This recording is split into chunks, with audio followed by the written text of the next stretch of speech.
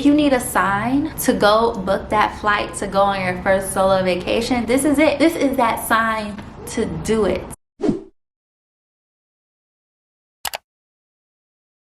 Hey y'all, welcome back to my channel. In this video I am talking about the benefits of traveling solo. I'm going to share my experience and tips and advice because I went on my first solo travel vacation and it was beautiful, it was amazing, and it was scary, but at the same time it was worth it. I always wanted to go on a trip by myself one day. I just didn't know when, but the opportunity presented itself and I was like, okay, let's go. One of the benefits of solo travel is you can get up and go whenever you want to. You don't have to wait on anybody. You can book your flight. You don't have to worry about your friend's schedule, if they can go or not. You have enough money. You can spend how much you want. You don't have to worry about your budget being higher or lower than someone else's. Asking people, you ain't gotta wait on nobody. The day before the trip, I had anxiety, I was scared, I was nervous. I'm just like, oh my gosh, I'm really doing this. Is this a mistake? Why did I do this to myself? Because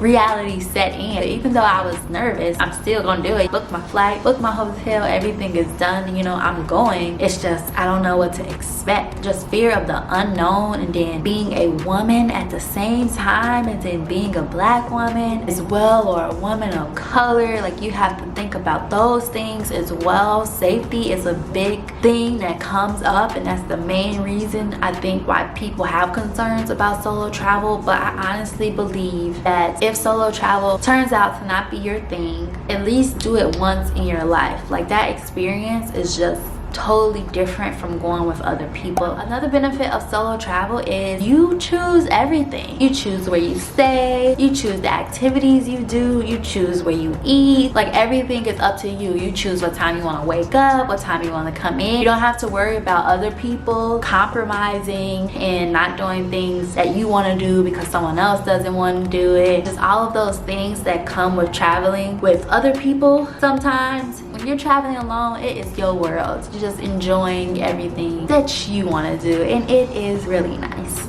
Another benefit of solo travel is you learn about yourself because you are put in this new environment, new people, something you never experienced before. So you learn about yourself, how you react to things, how you adapt, how you make decisions, and it's just really refreshing because of course you think you know everything about yourself until you're put in certain situations and new experiences. I would say another benefit of traveling alone is the independent side of it. Like I said earlier, with like you're picking out your things, you're doing the things alone. Like, it's definitely a different level of independence from other things you've experienced in life. You're a whole adult out here traveling on your own, learning how to navigate a new place by yourself, learning how to make sure you're safe and taking care of yourself. Also, a sense of like creativity and becoming a kid again. It's just like the world is just so new to you, and there's just so much exciting things that you can do and try, and new people, and it's like the world is your oyster. You know, when people say that, it really feels like that when you're traveling. It also gives you time to think a lot. When you're by yourself and you're traveling, you can really just think about what you like, what you don't like, and just come to some realizations while you're out and about. That can be like some deep realizations or even just some simple realizations, but I would say they do come while you're out traveling. If solo travel is something that you're doing more and more, you can meet new people, a lot of new people, and I feel like you can do this even if you're going with other people. But you know, most times when you're traveling and when you're with other people, I feel like you kind of stay more with those people. But like, if you're traveling alone, you are kind of challenged to get out your box a little bit more, where you want to start talking to different and new people. Since it's just you can talk to other travelers, you can talk to locals.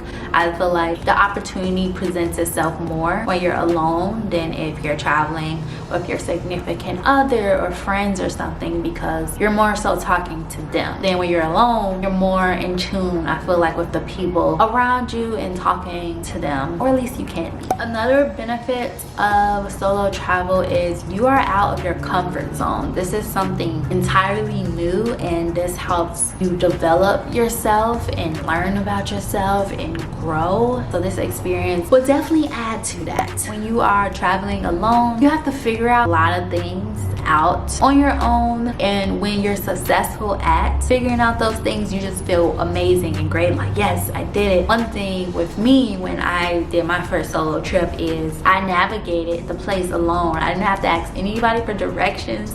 I didn't get lost, and like that's a win for me, because in new places it gets difficult and you're just like, dang, I don't know where nothing is. Am I going the right direction? I was so proud of myself. I knew where I was going. I knew what I was doing. Even if I didn't, I acted like I did. Another benefit of traveling solo is it will boost your confidence. I am adding to my list of things that are boosting my confidence, and like traveling solo has definitely contributed to that, because it's like if I can travel solo, I can do anything, because like that's not an easy thing that people do. Now I feel like I can definitely move on my own. If I can travel on my own, I can move somewhere, create a whole new life. Even though that's still scary, the things that you're capable of when you push yourself, when you try new things, and you're just like, wow, look at me, look at me. Another benefit of traveling solo is traveling period is healthy for you and your well-being. So whether you're doing it by yourself or with other people, it is going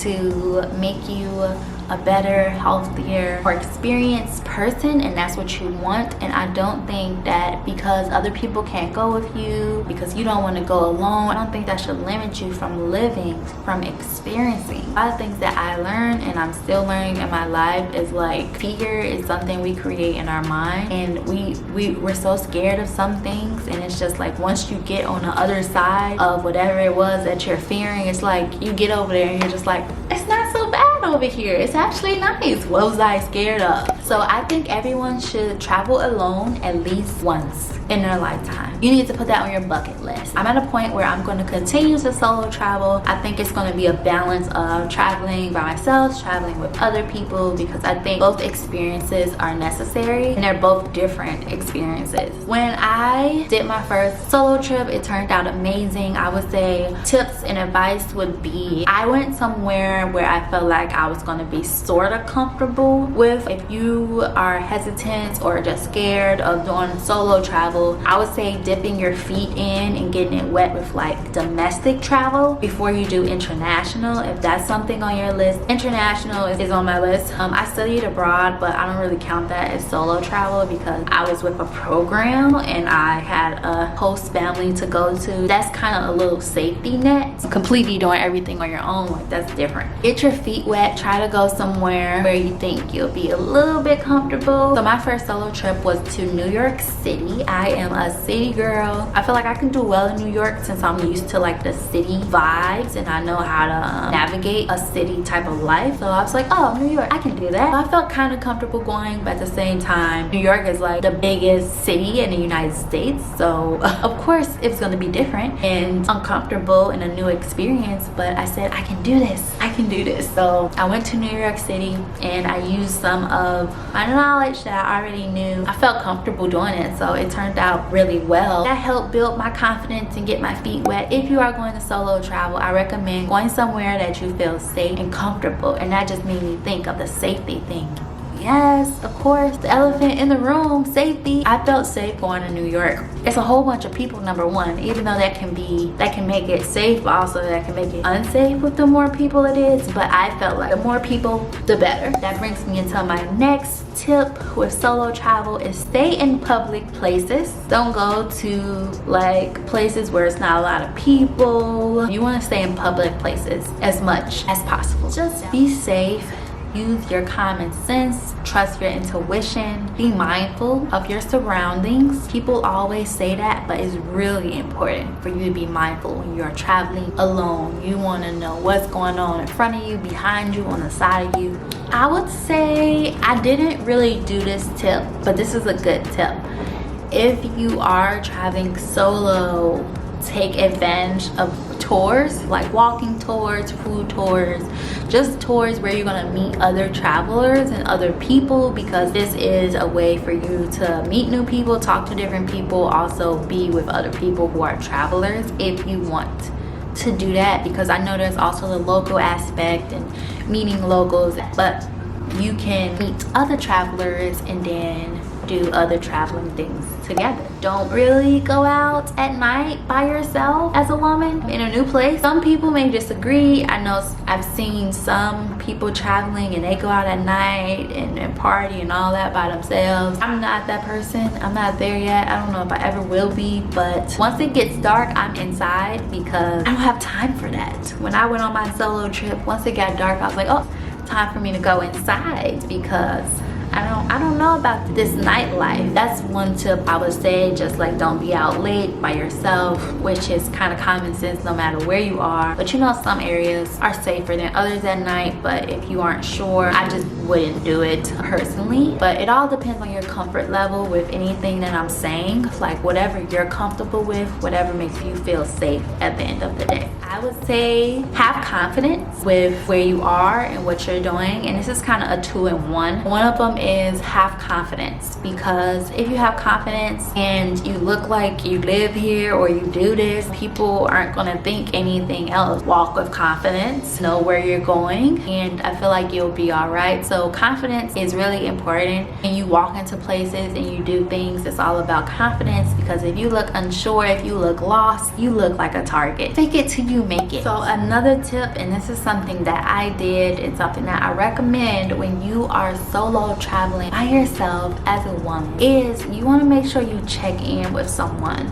You want to make sure they know where you are, whether that's the end of the day or sharing your phone location with them or something. You just want some type of communication with someone that you trust, because I always like to think, of course, you don't really want to think of the worst case scenario, but if something was to happen, you don't want people to be like, I don't know. Like, they don't know anything. They don't even know where you went. They don't know what hotel you stayed at. Like, they just know nothing. I don't like that. So I like to tell somebody that I trust where I'm going, how long I'll be there. I'll check in, you know, I made it here, I'm on my way back. And you can decide how often you want to check in with people, but I think it is important for someone to know where you are, where you're going, and just making sure that you let somebody know that you're home, you're safe, everything was great. And I think that's really important while you're traveling alone.